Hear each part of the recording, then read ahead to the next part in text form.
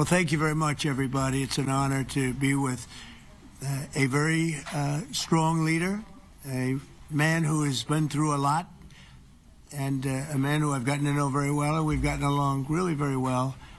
And we had a big call yesterday, as you know, with President Putin, and we'll be talking about it. President Zelenskyy of Ukraine has endured a lot. I mean, he really has. He's endured a lot, and we've endured it with him. To be honest, it's been a long time, and I think we're making great progress. So we're going to be talking about that today. We'll be talking about what took place yesterday with my phone call with President Putin, and I think that things are coming along pretty well. It began with Alaska, where I think certain guidelines were discussed, and we want to see if we can get this done. This was long ago into the Biden administration. I came here and we inherited this, and we'd like to see if we could finish it, end it. We want it ended. So many people have died in this war, and we're gonna get it ended. So I just want to thank you all very much. If you have a couple of questions, go ahead, please. In fact, before I do that, let me just ask the President to say a few words. Thank you, President. Pleasure. Glad to meet you again, Mr. President. Thank you very much for the invitation. Again, my congratulations with your successful ceasefire in the Middle East. Thank you. Yeah, and you did it, and I think this is a momentum to finish Russia's war against Ukraine. I think that, yes, we understand that Putin is not ready. I think not ready, but I think that I'm confident that with your help, we can stop this war. And we really need it. We see that they don't have successful steps on the battlefield, and it's good. I think that their army is weak now, but a lot of losses. They have a lot of losses and in economy and people, and I think this is a very important moment. And I wanted to thank you, Mr. President, after our phone calls.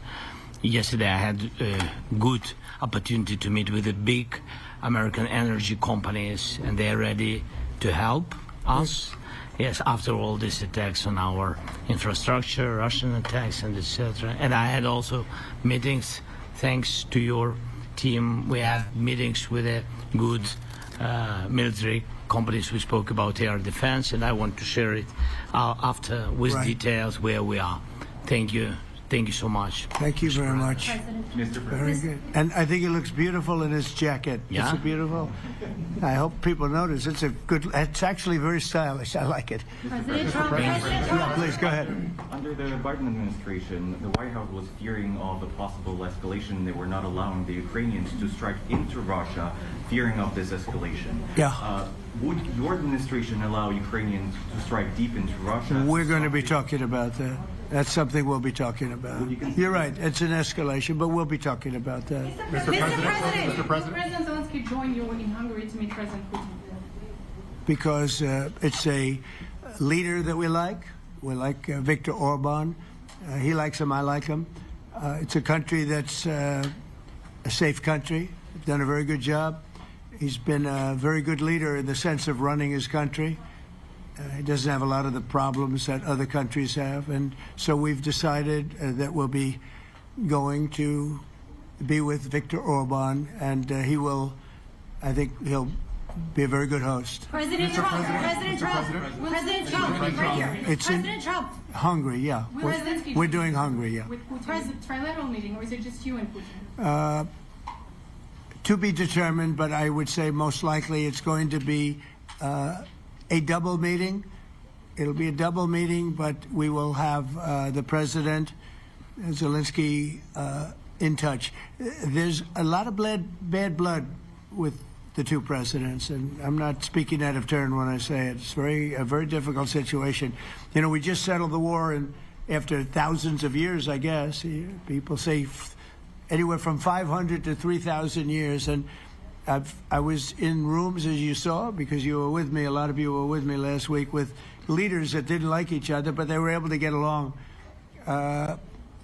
These two leaders do not like each other, and we want to make it comfortable for everybody. So one way or the other, we'll be involved in threes, but it may be separated. President Trump. President Trump. doesn't agree to peace in Hungary. Was he what? if Where are you President from? From Ukraine. He actually had a Okay, good. conversation with me. Good, yeah. What if President Putin doesn't agree to peace in Hungary? What do you do then? Do you have? Well, let's see what plans for happens. that? I mean, you know, what if? I think he will. I think that President Putin wants to end the war, or I wouldn't be talking this way. I think he wants to end the war. I spoke to him yesterday for 2.5 hours. We went through a lot of details. He wants to get it ended. I think that President Zelenskyy wants to get it ended. Now we have to get it done. President Trump. Kara Castronova from Lindell TV. And although I love asking you questions, today my question is for President Zelenskyy of Sure. Ukraine. Go ahead, please. Thank you. Our President Zelenskyy, President Trump, just brokered a peace deal in the Middle East that all Americans, both sides of the aisle, are very proud of. But to meet that deal, both sides had to make concessions. Our president has stuck out his neck in many ways to make a peace deal for your war as well. What specific concessions are you willing to make to end this war with Russia? Will you give up joining NATO? Americans have foreign war fatigue, and our president, as he said, we need our Tomahawks too. To me. Yes, you, President Zelenskyy. Thank you What very much. concessions will you That's some question, right? So many Thank questions you. in one. Thank you very much for your question. First of all, I think we need to sit and speak. The second point, we need ceasefire. Even now, you see in the Middle East, it's very difficult to hold ceasefire. Everywhere, in every war, it's very difficult. We want peace. Putin doesn't want. That's why we need pressure on him. We will speak with President today what we need.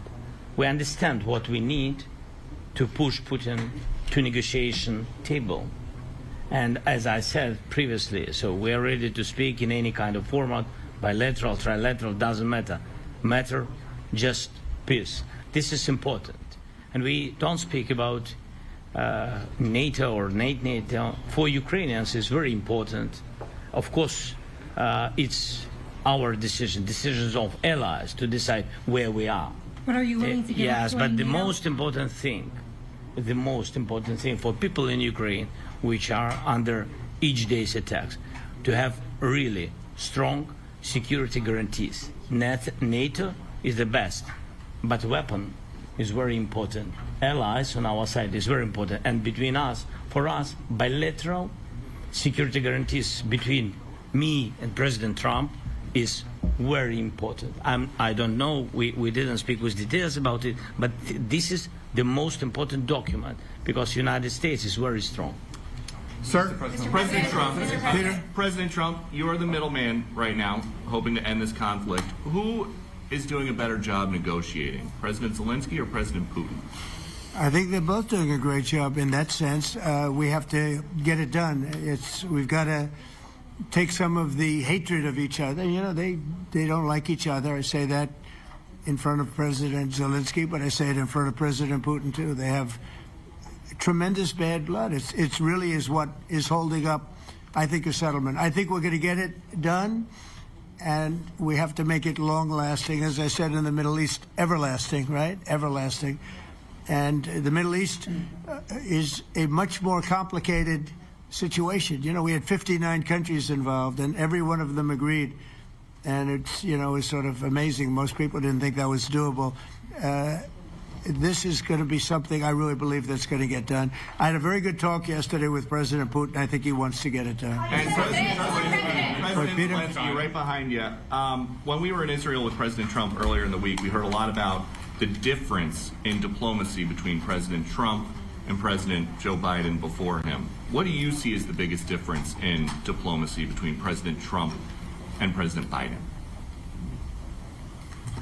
President Trump has a big chance now to finish this war. President Biden now is not the president, so he doesn't have a chance to finish this war.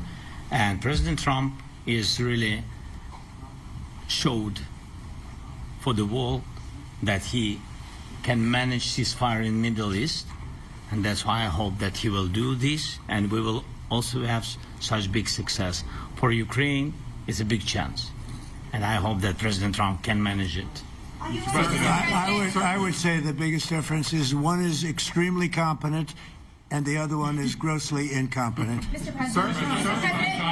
Sir, a few weeks ago in New York when you two met, you said that you think Ukraine could ultimately take back all the territory that it's lost so far. Do you still think that's the case, or do you think there'll have to be some sort of You swap never of know. Look, territories? you know, war is very interesting. You never know, do you? You just never know. With war and peace, but you never know. Are you ready? Tomahawk missile. Please. Russia calls Tomahawk supply to Ukraine as an escalation, yet it continues using similar cruise missiles like Caliber and Yeah. even... Who are you with? Who are you with? You, Ukraine? Yeah. Good. But Russia continue even using the cruise missiles and also nuclear-capable ballistic missiles in Ukraine since 2022.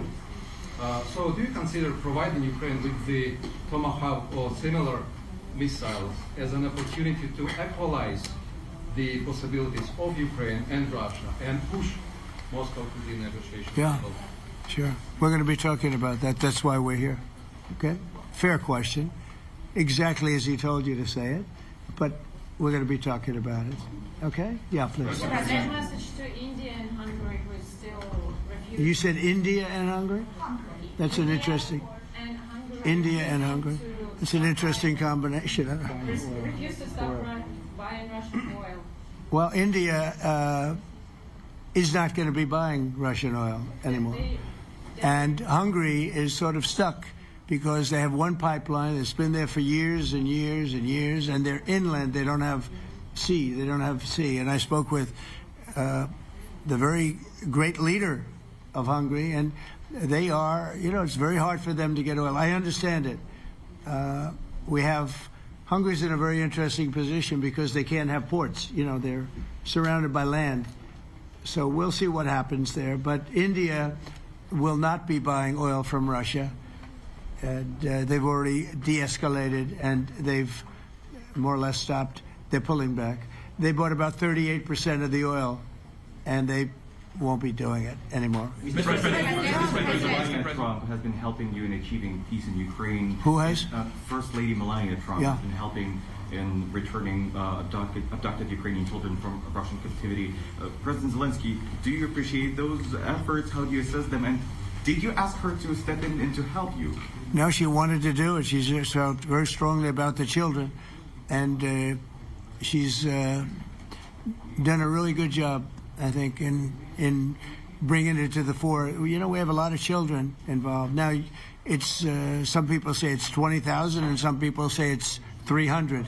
There's a big difference between that, so nobody really knows. But she felt very strongly about the children. She thinks about the children all the time. President Trump, if you okay Tomahawks to Ukraine, what's going to happen if the United States is in a conflict and we need the Tomahawks? Do we have enough? That's a problem. We need Tomahawks, and we need a lot of other things that we've been sending over the last 4 years to Ukraine. We've been, you know, we gave them a lot. Now we have a different situation. We send it to the European Union. They pay for it and all that, and they have plenty of money. But it's beyond the money. You know, we need Tomahawks, and we need a lot of other weapons that we're sending to Ukraine. One of the reasons we want to get this war over is exactly that. It's not easy for us to give. You're talking about massive numbers of very powerful weapons. So that's one of the things we'll be talking about. Hopefully they won't need it. Hopefully we'll be able to get the war over with without thinking about Tomahawks. I think we're fairly close to that. Yeah, go ahead. Can I say, Yeah, please. just to understand. So for today, of course, we want to finish this war, but the war is another technological war. You don't use just Tomahawks. If you want to target a military goal, you need thousands of drones. It goes together with such missiles. Ukraine has such thousands of our production drones, but we don't have Tomahawks. That's why we need Tomahawks. But the United States is a very strong production, and the United States has Tomahawks and other missiles, very strong missiles, but they can have our thousands of drones. That's why where we can work together, where we can strengthen American production. And so just so that I understand, so you're suggesting kind of a trade. If President Trump okays Tomahawk missiles to help you launch... Yes, it's into about Russia, military goals. It's you only would about military goals. Right, but then you would authorize some kind of an exchange where Yes, of course. the U.S. Yes, we have proposition. Yeah, we have big proposition with our drones. President Trump, I don't mean to be brokering an arms deal here, but is that something that you would be interested in, Ukrainian drones? We are, yeah, we would. We have a lot of drones right now. We build our own drones, but we also buy drones from others, and they make a very good drone. I mean, drone warfare has really come to the fore over the last couple of years because of this war. I will say, there's nothing like the jets. You know, we knocked out a lot of drones in Israel. We were knocking them out for Israel, and we were doing it with extremely fast and powerful jets, following the drones and knocking the hell out of them. So, you know, we know a lot about the drones, and we know a lot about the great jets, the great ones. The ones, well, and the B-52s, which were totally they were stealth. They were undetectable. So we have a lot of different weapons. And, you know, I have an obligation also, though, to make sure that we're completely stocked up as a country, because you never know what's going to happen. In war and peace, right? You never know what's going to happen. So we're going to be talking about Tomahawks, and would much rather have them not need Tomahawks. Would much rather have the war be over, to be honest, because, you know, we're in it to get the war over. We're selling a lot of different types of weapon, as you know, to the European Union. We're not in it for that. We're in it to get it over. We're losing thousands of people a week. Thousands of people, Russian, Ukrainian, and mostly soldiers. I mean, mostly soldiers. But we're in it to see that end. And if we can end quickly, and I think we can. I mean, I had a very good talk yesterday. We're going to be talking about it. But I had a very productive talk yesterday with President Putin. We'll see what happens. But the war in the Middle East was far more complicated. We got that one done. And I think we have a good chance. I think President Zelenskyy wants it done, and I think President Putin wants it done. Now all they have to do is get along a little bit. Can you give us an update on the trade negotiations with China, or perhaps Secretary Bessent? Yeah, I will, and I'm going to let Scott do that. But I think we're doing very well. I think we're getting along with China. China would like to have something. As of this moment, we'll be meeting in a couple of weeks. We'll be meeting in South Korea. You think myself. Will go forward? I think so. It looks like it's going forward. I think so. They want to meet.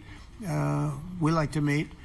I have a very good relationship with President Xi, and we're going to see what happens. But, you know, for years we were taken advantage of by China very badly. We were losing hundreds of billions of dollars a year to China. We really built their military, if you think about it. The kind of money that presidents allowed to be lost to China was just insane. And then when I came into office, as you know, I put very severe tariffs. So we took in hundreds of billions of dollars in my first term from China. Biden let that go because it was so much. He let it continue, but he gave all sorts of exceptions. And by the time you looked at it, Scott, I would say it wasn't the same thing. He would give an exception for anything. If you got up and went out to dinner, he'd give you an exception.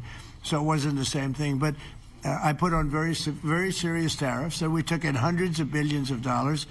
And then I left office. The election was rigged. I left office, and that was the story. Now I come back, and we are in a very strong position because of tariffs. We're in a very powerful position because of the fact that we have tariffs. If we didn't have tariffs, we would be in a very weak position. We would be in a weakened state. But with tariffs, we've made hundreds of billions of dollars, not only from China, but from others. And China wants to talk, and we like talking to China. So we have a very good relationship, and we're going to be meeting in South Korea in a couple of weeks. And I just got back from a long trip. I'm going on another long trip. And Scott, you want to say a few words on that, please? Yes, sir. So the entire relationship stems from the great perspective the two leaders have for each other. China did a substantial, unprovoked escalation last week. We were unable to get in touch with them. Since then, it's been IMF World Bank Week. They have had working level people here who there have been meetings. The vice premier, who is my counterpart, and I will be speaking this evening at around 8:30, 9 o'clock. And then he and I and a delegation will meet in Malaysia probably a week from tomorrow to prepare for the two presidents to meet. So I think that things have de-escalated. We hope that China will show the respect that we have shown them. And I am confident that President Trump, because of his relationship with President Xi, will be able to get things back on a good course. Is the hope for that meeting with you and President Xi some kind of trade deal then, or could be? More Look, I think we're in a very strong position. We're getting, as you know, as of November 1st, I could move it up if I wanted, a 100% tariff over and above what we get now. So that would make it about 157%.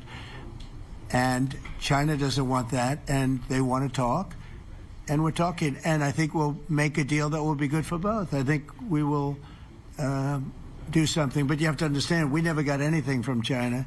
It was a one-way street. For many years, for decades, it was a one-way street.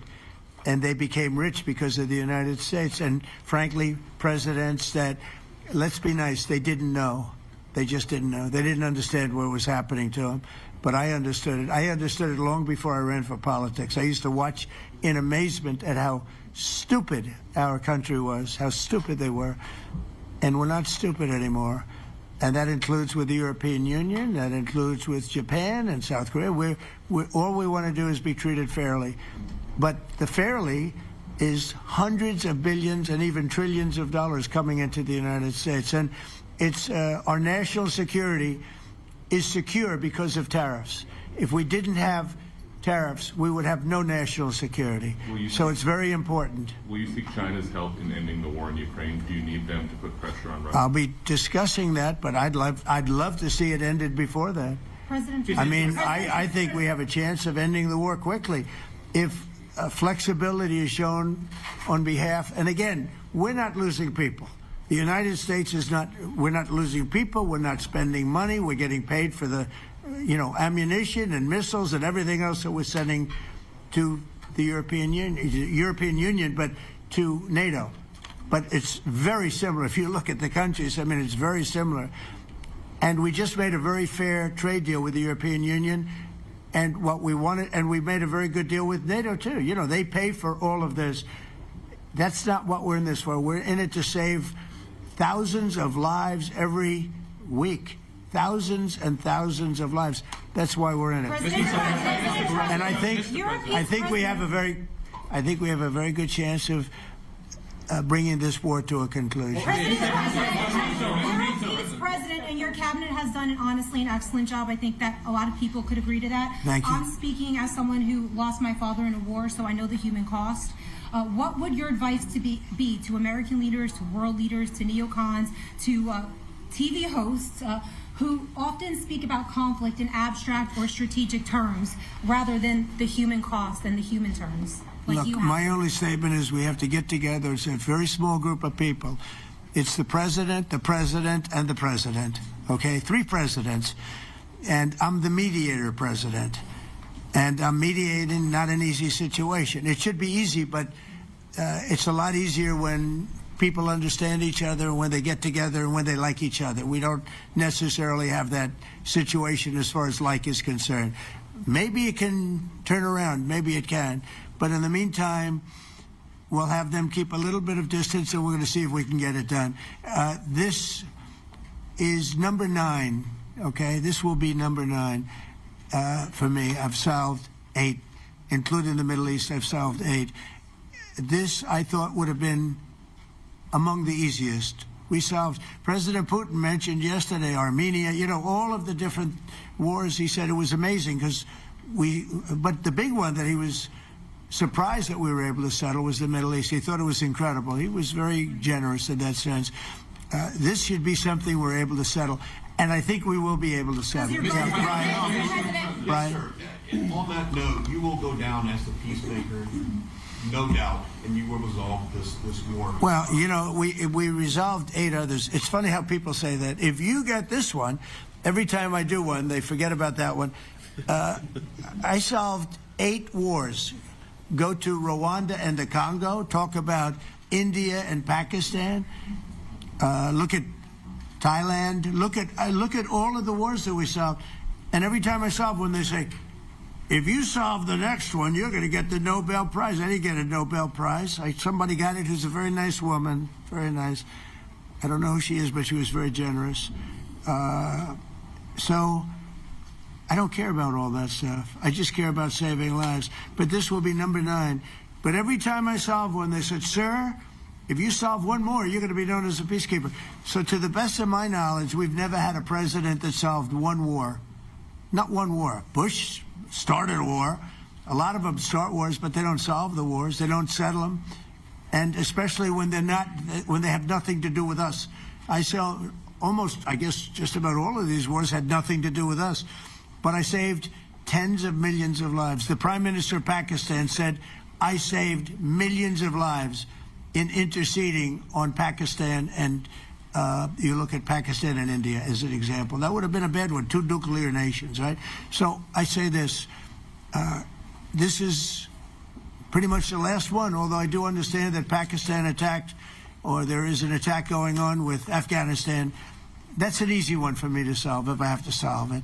In the meantime, I have to run the USA, but I love solving wars. You know why? I like stopping people from being killed, and I've saved millions and millions of lives, and I think we're going to have success with this war.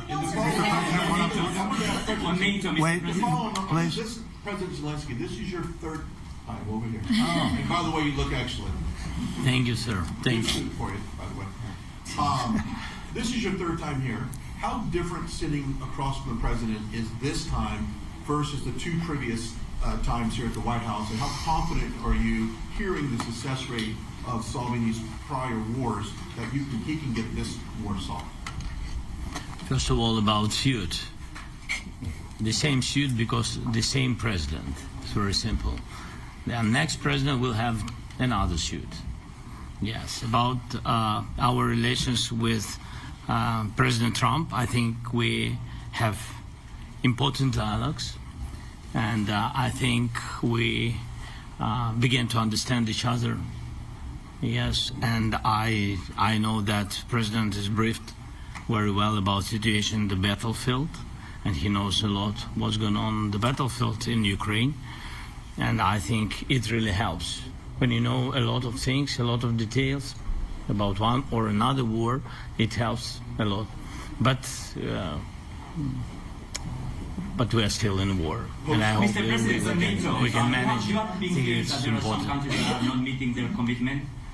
You pointed out Spain. They said that it's impossible. No, Spain has not come through. No, Spain has not been loyal to NATO. Spain has been, they're the only one.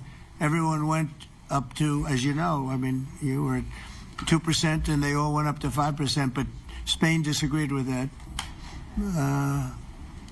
I think Spain should be reprimanded for that. I think it's very bad that they did that, but that's up to them. That's up to NATO and Spain. They cannot be expelled from NATO. Can they or not? They cannot, according to the treaty, but they also claim that they are protected by the European Union umbrella for trade. Well, the other people, many of the other countries are in the European Union too. They're not complaining, right? President, tell you that Putin is serious. That's of interest. Mr. President. Yeah, please go ahead. Thank you, Mr. President. Do you think you can carry the momentum from the Middle East deal over to this deal? And if I do. So, how does that move the needle? Yeah, I do. I think we carry a lot of momentum, a lot of credibility. Getting Middle East done was very important. Nobody thought it could be done. That was one nobody thought could be done, and we got it done. And a lot of that was the big hit that we put on Iran with respect to the nuclear. They took that was an unbelievable military maneuver, the B-2s, and many other planes involved, by the way, but the B-2s. Yeah, I think nobody expected that to happen, and you know we had 59 countries involved, and these were countries very diverse. You had Arab, Muslim, Jewish. You had every country, Christian. You had every country, and many countries involved, and we got that done. And we got it done pretty swiftly after we after we set the table properly. We had to set the table properly. This should be one that we get done. And I think the table is set properly here now, too. And it'll be a great honor. It'll be a great honor to get it done. And the Ukrainian people are great, and the Russian people are great. And obviously they have much in common, as we understand. They have a lot in common. So it'll be a great honor to get it done. On Venezuela, there are survivors from your latest boat strike. What happens to those survivors? Well, I'll ask Marco to discuss that possibly. Yeah, it's well known there's an ongoing narco-terrorist operation the United States has been conducting.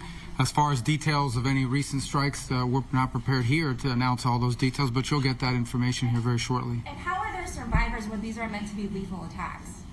Yeah, again, I mean, we're undertaking these operations against narco-terrorists. That's what these are. These are terrorists. Let's be clear. And but as far as the details of any recent operations, when we are prepared to announce those, we will, as the president has consistently done. So you may get something on that later today. Let me ask you, that was in a submarine, right?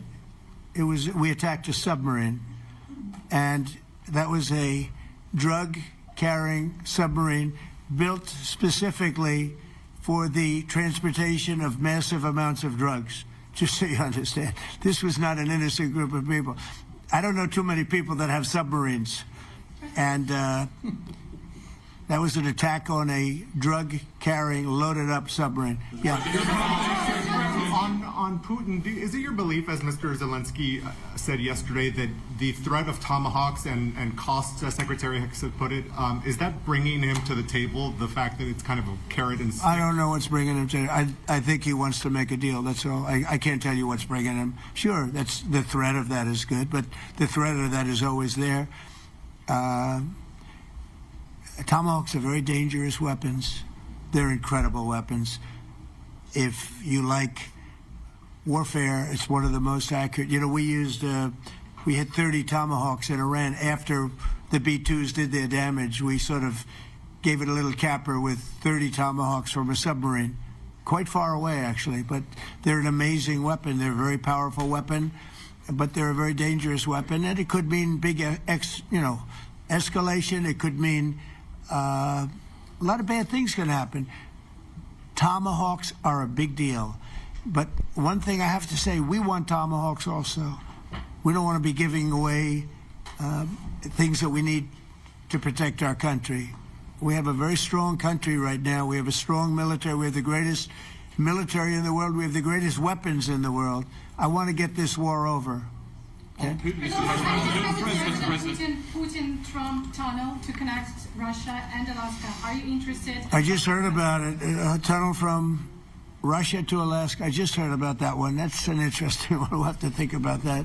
I hadn't heard that. We just did a nice road in Alaska that's going to get us to a lot of minerals, and we have a piece of it, a good piece of the ownership because of the fact we made it possible. But this came up yesterday, a tunnel from Russia to Alaska. That's an interesting. What do you think of that, Mr. President? Do you have any ideas? How do you like that idea? I'm not happy with this. I don't think you're going to like it. I don't think he liked it. I don't think he liked it. President Trump, do you think that Vladimir Putin, do you think that Putin, your gut instinct? Well, we had a senator that wanted, remember, from Hawaii, she wanted a tunnel from the mainland to Hawaii. Then she said, well, we can't do that, so we're going to build a railroad to Hawaii. Do you remember? She's a current sitting senator, a Democrat. She wants a railroad to go to Hawaii, right? You know who that is, right? She's another beauty. President Trump, on Putin, your gut instinct. Yeah, please. On your meeting with Putin, aren't you concerned that maybe the Russian president is trying to buy himself more time? Yeah, I am. But, you know, I've been played all my life by the best of them. And I came out really well. So it's possible, yeah, a little time. Is your gut instinct? It's all right. But I think that I'm pretty good at this stuff. I think that he wants to make a deal. I made 8 of them. I'm going to make a 9th. I think he wants to make a deal. Do you consider Russia to be a paper tiger? Do you think, judging by the state of its economy, well, I think that he should have won the war in a week. Yeah, I do think. And if we didn't give the anti-tank missiles, as you know, the javelins they call them, They got stuck in the mud. They would have been in Kiev very quickly. They were heading to Kiev. So, you know, in war, you have a lot of luck, too. You know, people, weather has won war, and the cold and the heat and all things take place in war. But that was a very interesting moment when the tanks started rolling and some brilliant general said, let's go through the mud instead of going down the highway, right? So they got a little bit lucky. But you know where they really got lucky? I gave javelins. That wasn't given by Barack Hussein Obama. He gave them sheets. You know, there's a statement. Obama gave them sheets and I gave them the javelins. And the javelins are a devastating weapon. And that wasn't given by Obama. That was given by, because at the time it was Obama. That was given by me. So it was like one of those things. And you had hundreds of them. They're a devastating weapon. We have a lot of devastating weapons. I'd rather not use them. But that was a big moment. You know, when the tanks got stuck, they got stuck. And call it luck or call it talent. I'm not sure what you'd call it, but it was a big moment in time. Do you think Democrats will give you credit? Do you think Democrats will give you credit when you finally end this war, like they did with the war in the Middle East? And I think right now the Democrats are really damaged, mentally damaged. They want to take $1.5 trillion with a T, $1 trillion, and give it to people that invaded our country. They came into our country illegally, from prisons, from mental institutions, gang members. They want to give them health care and take it away from our citizens. We're not going to do that. $1.5 trillion. They want to destroy. They want to destroy our health care system. We're not going to let that happen. Have you authorized CIA operations in Venezuela as part of? Well, I wouldn't say that, but some interesting things are happening around the world. I'll say that. Mr. President, it has been reported that Maduro offered everything in his country, all the natural resources. He even recorded a message to you in English recently, offering mediation. What should we do in order to stop that? He has offered everything. He's offered.